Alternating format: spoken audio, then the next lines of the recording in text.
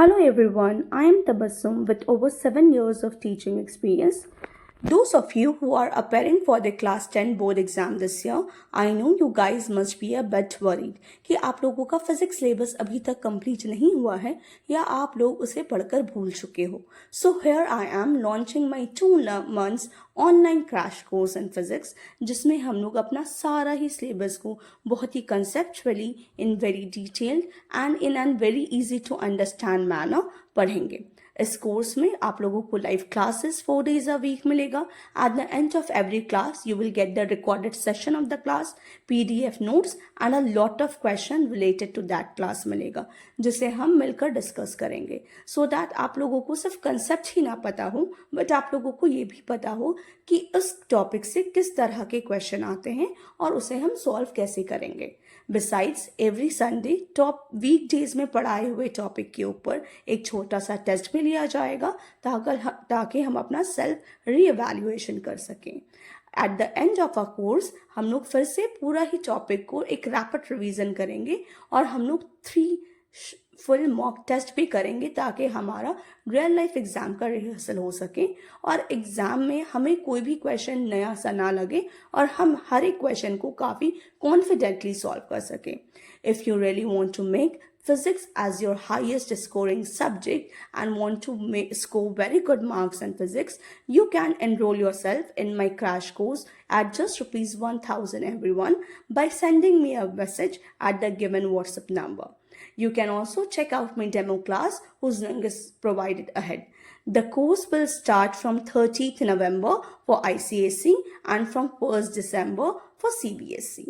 If you really want to have a lots of confidence in physics and deal away with the fear of physics, you definitely should not be missing the chance to enroll in my class. Looking forward to you ahead. Bye.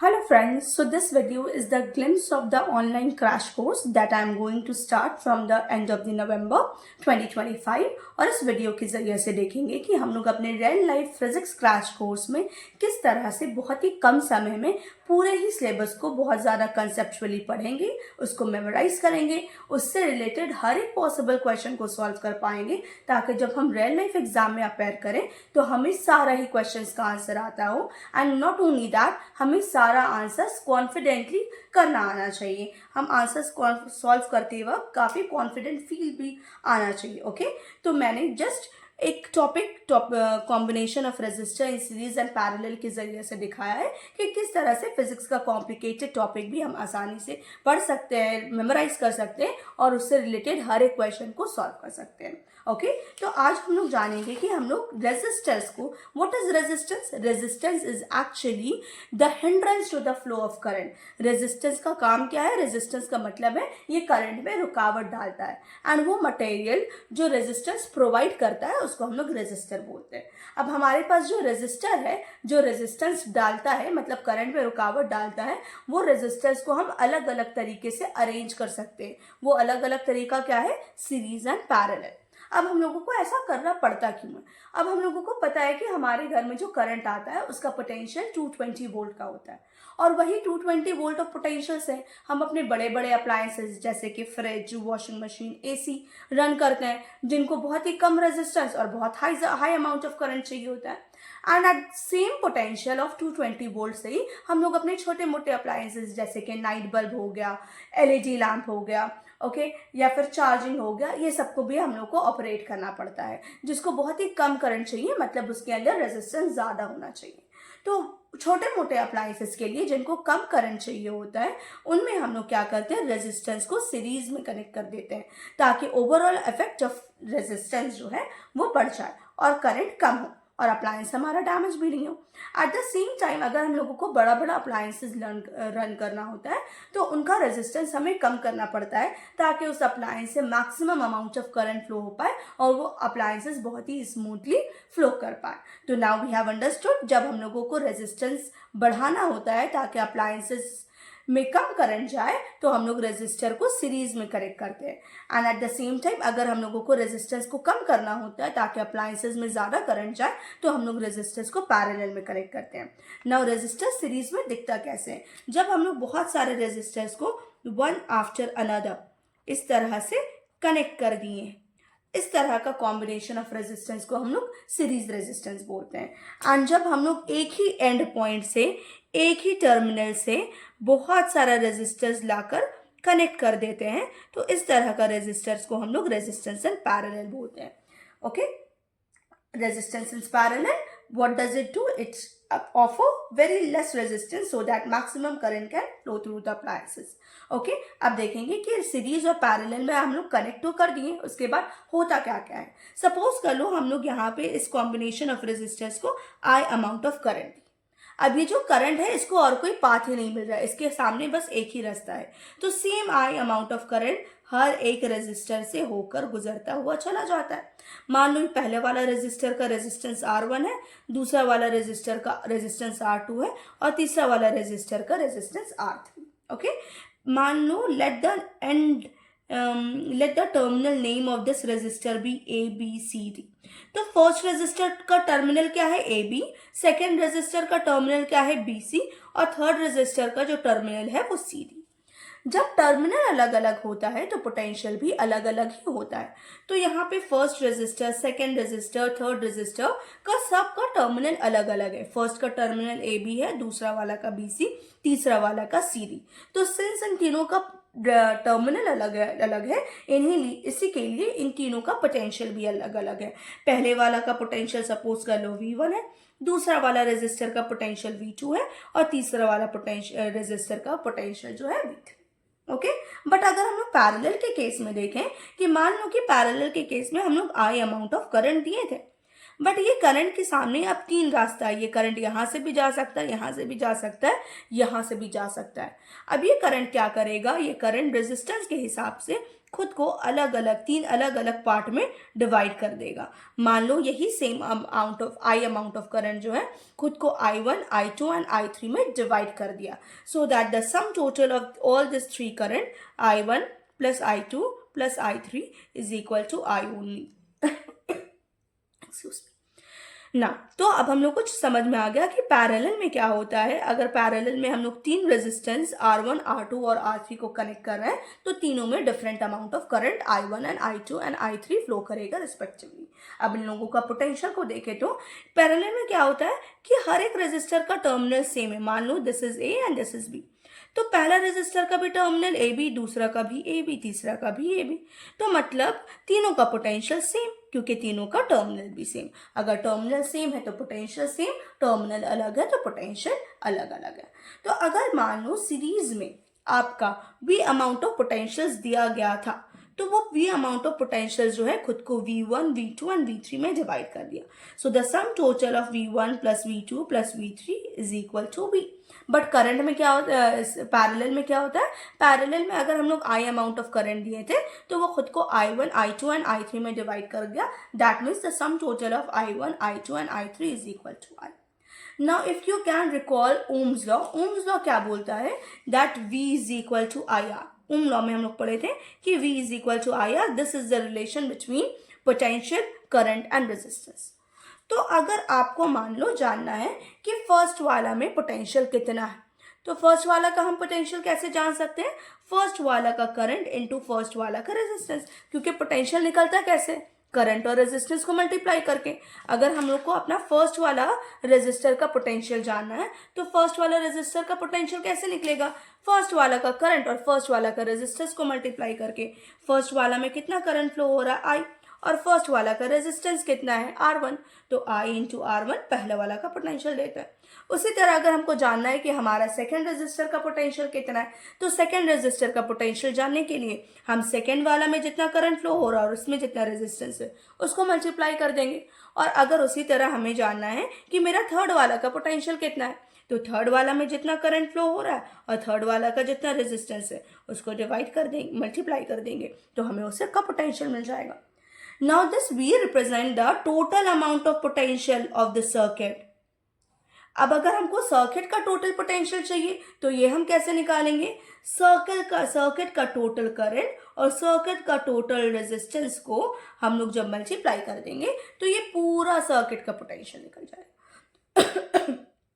पूरा circuit का potential निकालने के लिए क्या किए, पूरा circuit का current और पूरा सर्किट का रेजिस्टेंस को हम लोग मल्टीप्लाई कर दिए. If I am taking I common from this side, I will get R1 plus R2 plus R3. I being same on the both side will get cancelled and हम लोग का R equivalent is equal to R1 plus R2 plus R3 मिल जाएगा. Okay मतलब हम लोग क्या देखें, हम लोग ये देखें कि अगर हम लोगों का बहुत सारा रेजिस्टर सीरीज में कनेक्टेड है तो वो सारा रेजिस्टर मिलकर जो नेट रेजिस्टेंस देगा वो कैसे निकालेंगे, सिंपली तीनों रेजिस्टेंस को ऐड कर देंगे. नाउ कमिंग टू हम लोग का रेजिस्टर इन पैरेलल में हम लोग क्या देखें कि तीनों का करंट सम अप करके I आता है. Now we know that V is equal to IR, V is equal to IR and I is equal to V by R भी हम लोग लिख सकते हैं, है ना. I इज इक्वल टू हम लोग V बाई R लिख सकते हैं. तो हम लोग यहाँ पे I1 फर्स्ट वाला में कितना करंट है कैसे निकालेंगे, फर्स्ट वाला का पोटेंशियल डिवाइडेड बाई फर्स्ट वाला का रेजिस्टेंस. सेकेंड वाला में कितना करंट है, सेकेंड वाला का पोटेंशियल बाई सेकेंड वाला का रेजिस्टेंस. थर्ड वाला में कितना करंट है, थर्ड वाला का पोटेंशियल बाई थर्ड वाला का रेजिस्टेंस. और अगर हम जानना चाहेंगे कि ये मेरा पूरा सर्किट में कितना करंट फ्लो हो रहा है, तो मेरा पूरा सर्किट का करंट कैसे निकलेगा, पूरा सर्किट का पोटेंशियल बाई पूरा सर्किट का रेजिस्टेंस. ओके यहाँ से हम V कॉमन ले लेंगे, हमारा बन जाएगा 1/R1 plus 1/R2 plus 1/R3 is equal to V by R EQ. ये V कट जाएगा and 1/R EQ is equal to 1/R1 plus 1/R2 plus 1/R3. तो अगर हम लोगों का बहुत सारा रेजिस्टर पैरेलल में कनेक्टेड है, बहुत सारा रेजिस्टर अगर हमारा पैरेलल में कनेक्टेड है तो हमें नेट रेजिस्टेंस का वैल्यू कैसे जानने को मिल सकता है, तीनों रेजिस्टर को इन्वर्स करके ऐड कर देंगे. Okay now with the help of an example a question हम लोग देखेंगे कि किस तरह से हम लोग रेजिस्टर निकालेंगे. मान लो 3 रेजिस्टर है, 5 ओम, 7 ओम और 2000 ओम, ये लोग सीरीज में कनेक्टेड है. तो अगर हमें यहाँ पे अपना नेट रेजिस्टेंस जानना है तो ये हम कैसे निकालेंगे, simply R1 plus R2 plus R3. R1 का वैल्यू 5 ओम है, R2 का वैल्यू 7 ओम है और R3 का वैल्यू 2000 ओम है. नेट रेजिस्टेंस कितना आ जाएगा, 20112 ओम. तो तीनों रेजिस्टर्स के वजह से इतना रेजिस्टेंस हमारा अप्लायंसेस एक्सपीरियंस कर पाएगा. ओके यहाँ पे अगर हमको जानना है कि 3000 ohm, 100 ohm and 3 ohm when they are connected in parallel, इसके वजह से नेट रेजिस्टेंस हम कितना फील कर पाएंगे, कितना एक्सपीरियंस कर पाएंगे, तो हम सिंपली ये वाला फॉर्मूला यूज करेंगे. Just now we have seen 1/R equivalent resistance is equal to 1/R1 plus 1/R2 plus 1/R3. 1/R equivalent is equal to 1/3000 plus 1/100 plus 1/3. इन तीनों का एलसीएम होगा हमारा 3000. यहाँ पे हम लोग लिखेंगे 1, यहाँ पे हम लोग लिखेंगे 30 और यहाँ पे हम लोग लिखेंगे 1000. ओके नाउ ऐड करके हमारा कितना आ जाएगा, 1031/3000 1/RQ. RQ का वैल्यू हो जाएगा 3000/1031, बिकॉज ये जो वैल्यू आ रहा था ना 1031/3000, ये 1/RQ का वैल्यू था. बट हमें मतलब REQ चाहिए, नेट रेजिस्टेंस या फिर इक्विवेलेंट रेजिस्टेंस चाहिए, 1/R इक्विवेलेंट नहीं चाहिए. तो इसलिए हम इन्वर्ट कर देते हैं दोनों साइड ताकि हम लोग टोटल REQ मिले, 1/REQ नहीं मिले. On dividing we will get 2.8 something. Okay तो हम लोग को डिवाइड करने के बाद 2.8 समथिंग ओम मिलेगा. अब very important thing to notice कि जब आप रेजिस्टर को सीरीज में कनेक्ट कर रहे हैं, ओके तो आपका जो इक्विवेलेंट रेजिस्टेंस है it is larger than the largest available resistance. तो हम लोग सीरीज में क्या देखें, द इक्विवेलेंट रेजिस्टेंस. तो यहाँ पे हम लोगों ने क्या देखा कि ये जो इक्विवेलेंट रेजिस्टेंस है it is larger than the largest available resistance. Okay हम लोग कुछ 5 ओम 7 ओम के साथ अगर 2000 ओम लगा दिए तो हम लोग को जो फाइनल रेजिस्टेंस है वो 2000 से भी बड़ा आ गया. तो अगर हमें रेजिस्टेंस बढ़ाना है तो सीरीज में कनेक्ट कर दी। एट द सेम टाइम हम लोग पैरेलल में क्या देखें कि हमारा जो इक्विवेलेंट रेजिस्टेंस है it is smaller than the smallest available resistance. भले ही इसके साथ बहुत बड़ा बड़ा रेजिस्टेंस 3000 100 लगा हुआ है, बट अगर स्मॉलर रेजिस्टेंस सिर्फ 3 2 या 1 भी ले लोगे ना, तो वो जो फाइनल रेजिस्टेंस है वो 1 से भी, वो 2 से भी या वो 3 से भी छोटा ही वैल्यू आपका आने वाला होता है। तो अगर हमें ओवरऑल इफेक्ट ऑफ रेजिस्टेंस को कम करना होता है, इफ यू वांट कि हम लोग का equivalent resistance is be smaller than the smallest resistance, तो हम लोग को क्या करना होता है, रेजिस्टेंस को पैरेलल में कनेक्ट करना होता है। Okay, now we will see कि किस तरह से हम लोग अपना एग्जाम्पल सॉल्व कर सकते हैं। नाउ एक एग्जाम्पल सॉल्व करेंगे और देखेंगे कि हम लोग टोटल रेजिस्टेंस कैसे निकाल सकते हैं। ओके, ना यहाँ पे हम लोगों का 2 रेजिस्टर पैरेलल में कनेक्टेड है एंड ये सीरीज में। ना ये वाला जो रेजिस्टर है 3 ओम का, ये 3 ओम ये पूरा के साथ सीरीज में है ना, क्योंकि देखो इसका टर्मिनल ए, इसका टर्मिनल बी और मान लो इसका टर्मिनल सी है, तो ये वाला जो रेजिस्टर का कॉम्बिनेशन है इसका टर्मिनल ए सी, इसका टर्मिनल सी बी। टर्मिनल जहाँ पे अलग अलग होता है तो वो रेजिस्टर सीरीज में होता है। हम लोगों ने अभी अभी देखा था कि टर्मिनल जब हम लोगों का अलग अलग होता है, टर्मिनल अलग अलग होता है, वो कहाँ पे होता है, सीरीज में सारे रेजिस्टर का टर्मिनल अलग होता है। तो यहाँ पे भी यही है, टर्मिनल अलग अलग है, मतलब ये पूरा रेजिस्टर ये रेजिस्टर के साथ सीरीज में। बट इन दोनों को देखो, they are in parallel to each other, because इसका भी टर्मिनल वही, इसका भी टर्मिनल वही। तो पहले हम लोग R1/RP निकालेंगे, मतलब हमारा इक्विवेलेंट रेजिस्टेंस निकालेंगे, but only of parallel case. Now I suggest my student it better be, आप जिस पार्ट का रेजिस्टेंस निकाल रहे हो ना, वो पार्ट रफली ड्रॉ कर दो। ओके, बिकॉज कभी कभी क्वेश्चन में क्या होता है, बहुत सारे पैरेलल बहुत सारे सीरीज एक साथ होता है, तो आप कौन से वाले पैरेलल वाले पार्ट के बारे में बात कर रहे हो, it become easier to explain कि हम ये वाला पैरेलल पार्ट के बारे में बात कर रहे हैं। तो यहाँ पे हमारा 1/RP हम कैसे निकालेंगे, 1/R1 plus 1/R2, that is 1/RP will be 1/4 plus 1/4, 2/4, 1/2 and our RP become 2 ohm। Okay, तो मतलब ये पूरा का वैल्यू कितना आ गया, 2 ohm, ये पूरा का वैल्यू आ गया 2 ohm। ओके, अब ये जो हम लोगों का यहाँ पे जो 2 था, हमको पता है ये जो है इसके साथ सीरीज में, बट ये सिंपल नहीं है, ये खुद ही कॉम्प्लिकेटेड है, इसके पास 2 रेजिस्टर है, तो इनमें से कौन इसके साथ सीरीज में, असल में ये पूरा इसके साथ सीरीज में। तो हमें ये जानना है कि ये पूरा का वैल्यू है कितना, तो ये पूरा का वैल्यू हमने निकाल दिया और ये पूरा का वैल्यू 2 ओम आया। अब समझ में आया कि ये पूरा जिसका वैल्यू 2 ओम है वो इसके साथ 3 ओम है।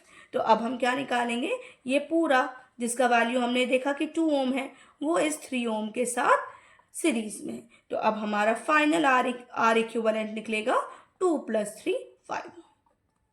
Okay, it's that easy, it is an easier question no doubt, but इस तरह से हम लोग टर्मिनल पहचान कर करेंगे।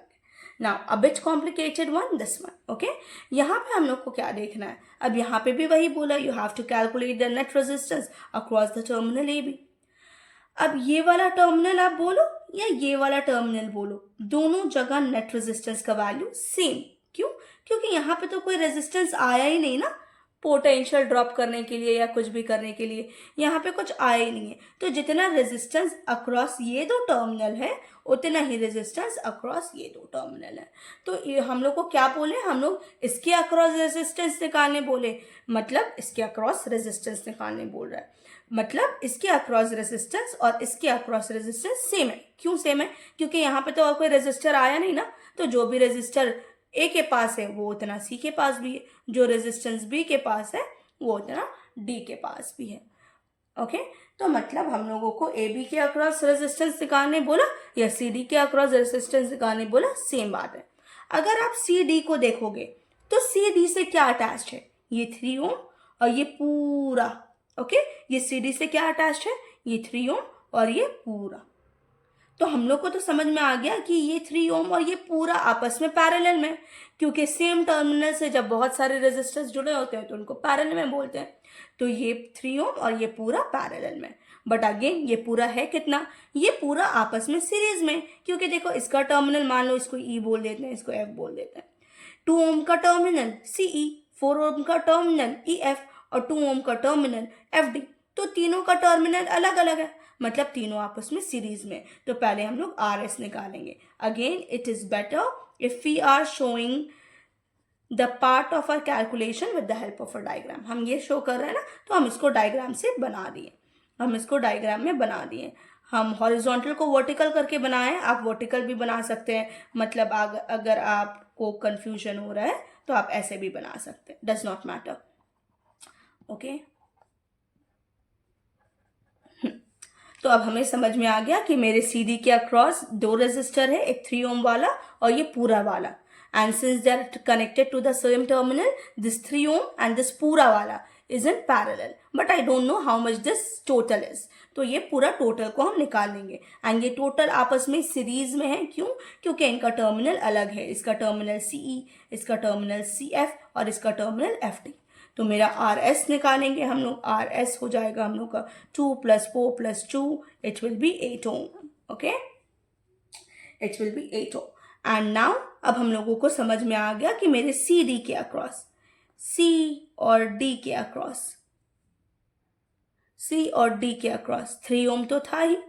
अब यहाँ पे ये जो अटैच्ड है, ये जो अटैच्ड है, इसका वैल्यू कितना आ गया? 8 ओम आ गया।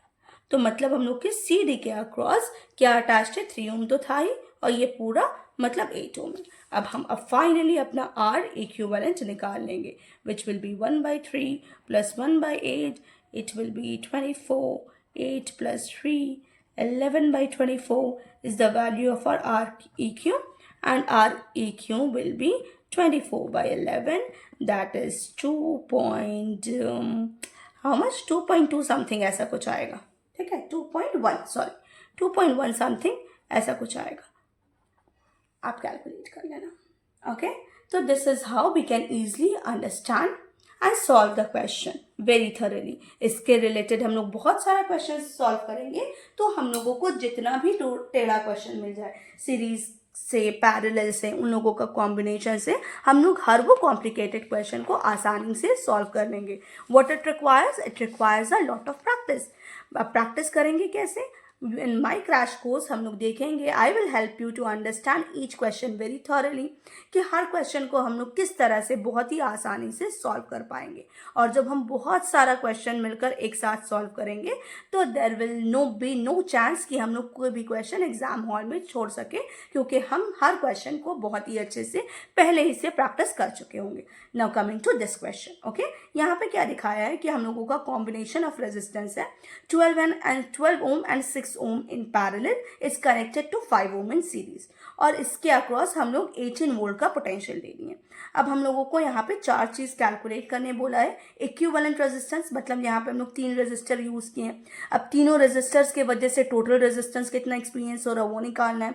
करंट थ्रू द वायर, अब यहाँ पे तो करंट जा ही रहा है ना, तो नेट टोटल करंट कितना इस वायर से जा रहा है हम लोग को वो जानना है। पोटेंशियल अक्रॉस 5 ओम, 5 ओम के पास कितना पोटेंशियल है वो जानना है।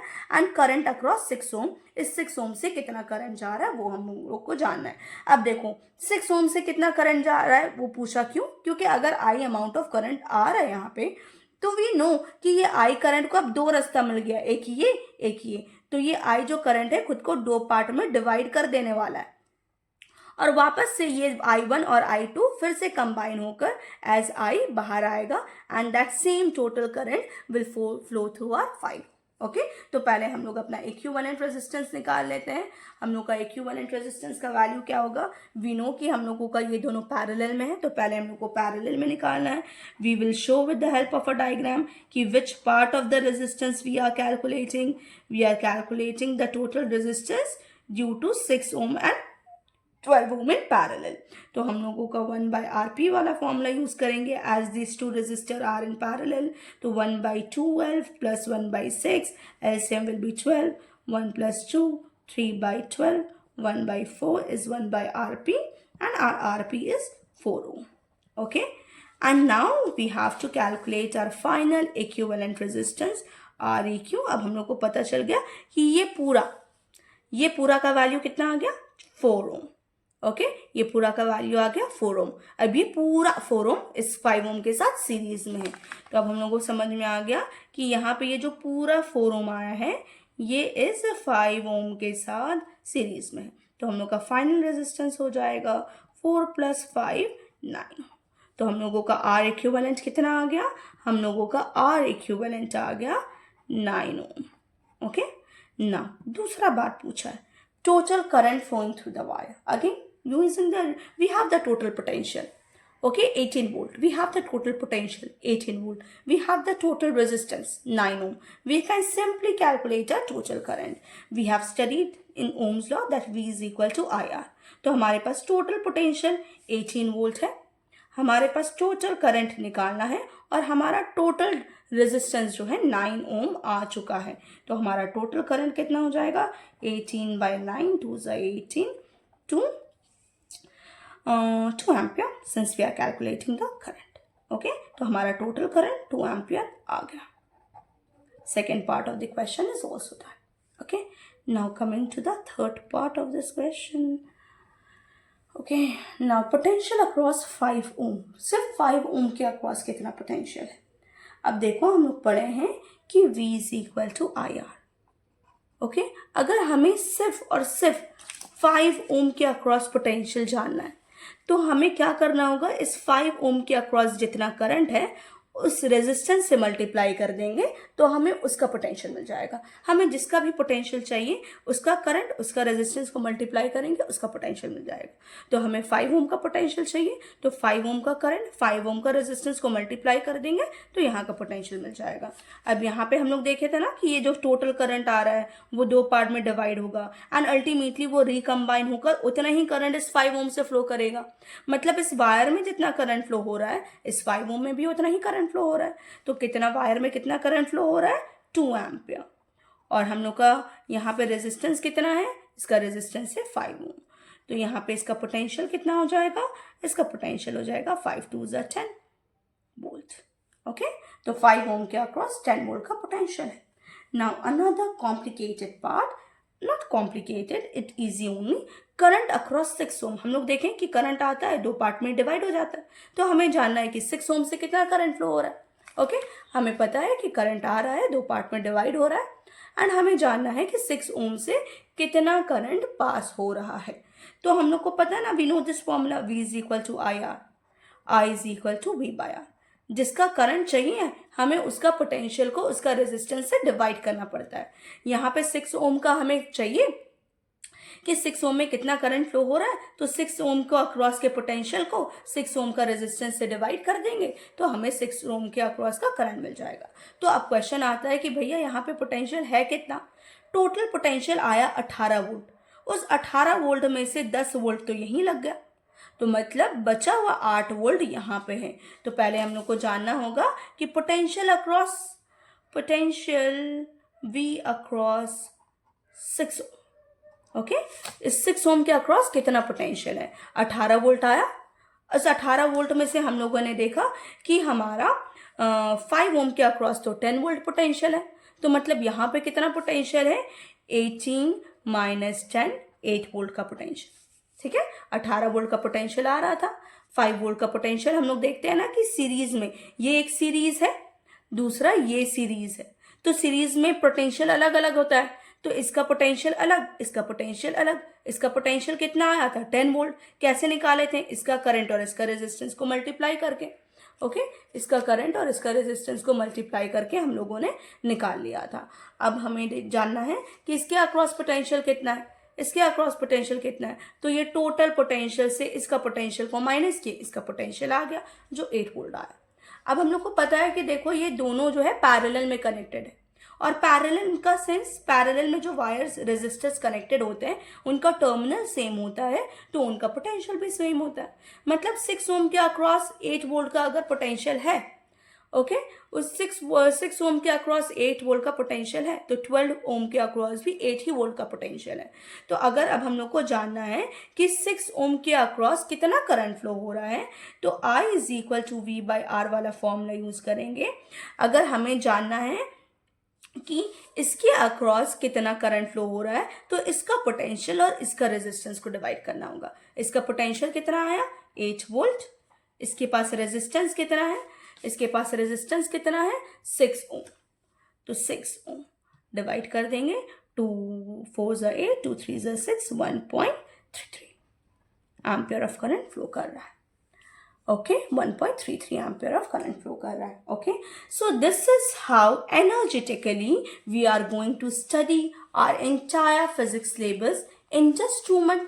जो बच्चे पहले भी पढ़ चुके हैं अपने सिलेबस को, तो उनका बहुत ही ज़्यादा थरो रिवीजन हो जाएगा, और जो बच्चे पढ़े ही नहीं हैं सही से, उनको बहुत डर है फिजिक्स को लेकर, उनको टेंशन लेने का बिल्कुल भी ज़रूरत नहीं है, क्योंकि हम लोग हर एक चैप्टर्स को बहुत ही ज़्यादा डिटेल में पढ़ने वाले हैं, उसको समझने वाले हैं, उससे रिलेटेड हर एक पॉसिबल क्वेश्चन सॉल्व करने वाले हैं। जो बोर्ड एक्सपेक्टेड क्वेश्चन है, वो क्वेश्चन जो इस साल के बोर्ड में आ सकता है, वो सारा क्वेश्चन सॉल्व करेंगे, उसको समझेंगे, और हम लोग बहुत ही ज़्यादा से कॉन्फिडेंटली अपने फिजिक्स एग्जाम में अपेयर करेंगे, ताकि फिजिक्स हमारा हाईएस्ट स्कोरिंग सब्जेक्ट बन जाए।